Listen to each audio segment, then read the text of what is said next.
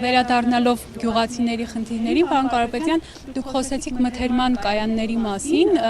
բայց մենք գիտենք, որ մինչև մթերմանը հասնելը գյուղացիները բերքը մշակելու այդ ճանապարհին բազմաթիվ խնդիրների են բախվում։ Ինձ հետաքրքիր է ինչ են ասում ձեր շփումները, մարդիկ ինչ այսպես ռիսկեր են ձեզ ներկայացրել կամ առաջարկել օրինակ ինչ-որ ճանապարհներ այդ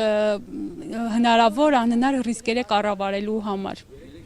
Են գյուղացիները մեզ ասել, մեր ուսումնասիրությունները բերել են դրան։ Առաջի ռիսկը դա ձեր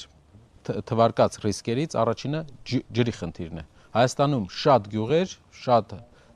ցանկատարածություններ, այգիներ ունեն ջրի խնդիր։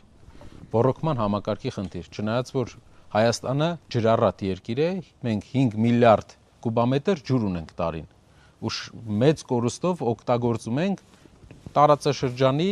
պատկերացեք ժամանակին նաև պատմականորեն կոչվում էր երկիր Նայիրի, գետերի երկիր, այսինքն ջրառատ երկիր է։ Առաջինը ջրի խնդիրն է գյուղերում, մթերումից բացի։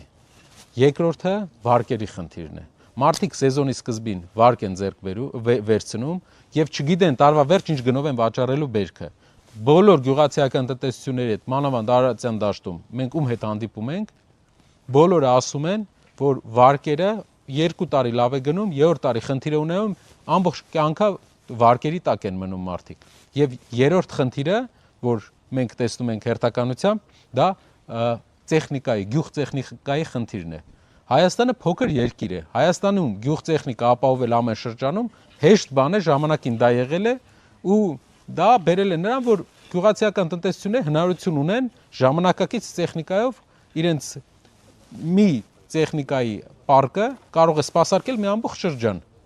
3 խնդիր ունի գյուղատնտեսությունը բացի մթերումից։ Մթերումը ամենամեծ խնդիրն է, քանի որ մթերումը ապահովում է գյուղացու արտադրանքի եւ վերջնական վաճառքի միջև այդ միջանկյալ կապը, որը մենք պետք է ստեղծենք, դրանից հետո մենք պետք է զբաղվենք մի քանի հարցով։ Ինչպես ասեցի, երկրորդ հարցը վարկերն է։ Ինչ անում մթերման կայանը։ Մթերման կայանը տալիս է տարվա սկզբին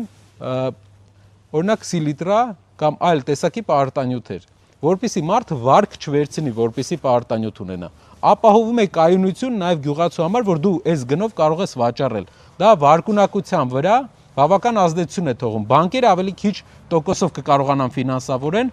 այն պատճառով, որ իրենց համար դա կլինի կայուն ու բնականից կանխատեսելի գործընկեր։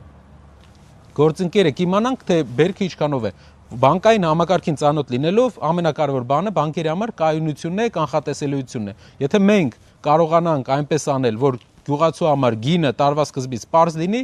գյուղատնտեսական վարկերի տոկոսների վերանայման հնարավորություն կունենանք։ Ջրերը,